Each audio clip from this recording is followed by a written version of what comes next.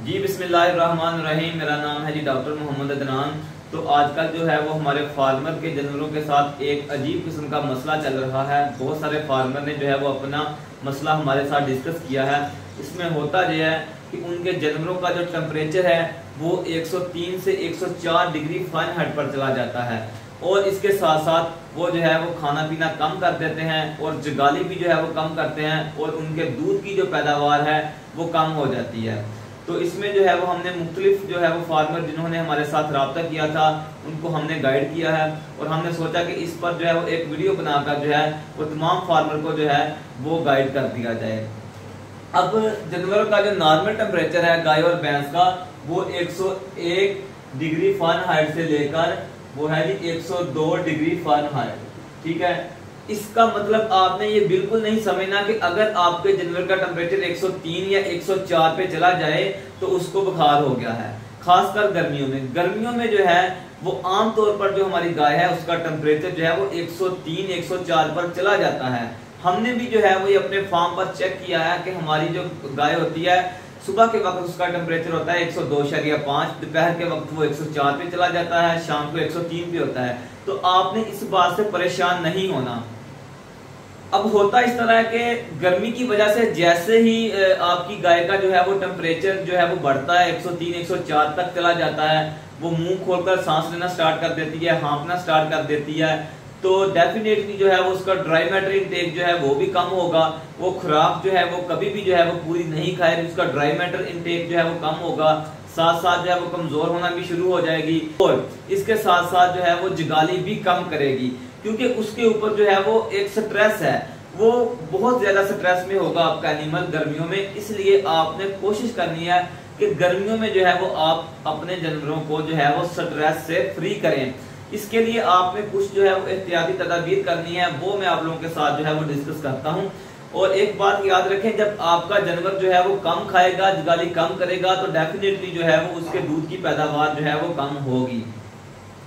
सबसे पहली बात कि आपने जो है वो 103 डिग्री फ़ारेनहाइट टेम्परेचर को देखकर जो है वो घबराना नहीं है। आपने ये नोट करना है कि आपका जानवर जगाली करता है या नहीं करता है, उसका फीड इनटेक कितना है, उसके दूध की पैदावार कितनी है।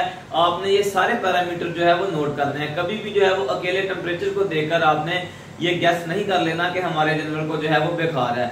और याद रखें कि मैं बहुत सारे फार्मर ऐसे हैं जिन्होंने कहा कि डॉक्टर साहब हम जो है वो कीटोपिन लोक्सन यानी कि एंसर जो है वो लगा लगा कर थक गए हैं, लेकिन उनका टेम्परेचर जो है वो 103 104 से कम नहीं आ रहा।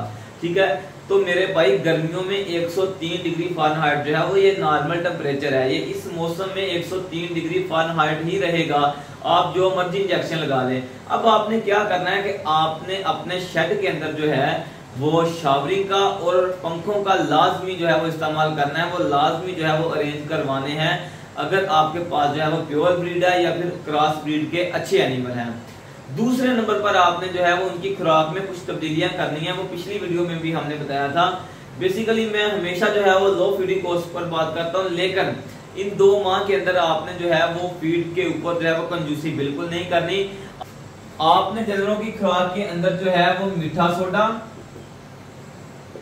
यानी कि बफर, यीस्ट और टॉक्सिन बाइंडर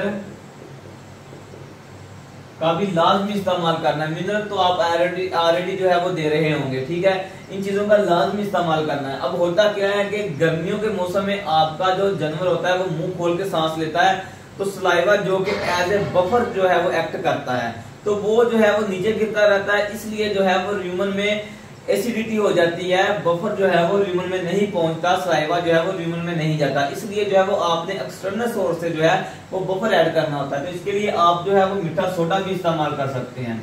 और इसके साथ साथ जो है वो जैसे ही आपका जानवर जो है वो जगाली कम करता है तो र्यूमन के अंदर जो है वो फर्मेंटिंग बैक्टीरिया जो होते हैं उनकी मकदार जो है तादाद कम होती है।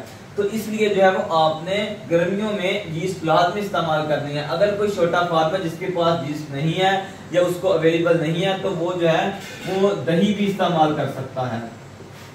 इसके अलावा आपने जो है वो टॉक्सिन बाइंडर का इस्तेमाल करना है। ये इतनी एक्सपेंसिव प्रोडक्ट नहीं है, इसकी डोज जो है वो 30 ग्राम बनती है एक जानवर के हिसाब से।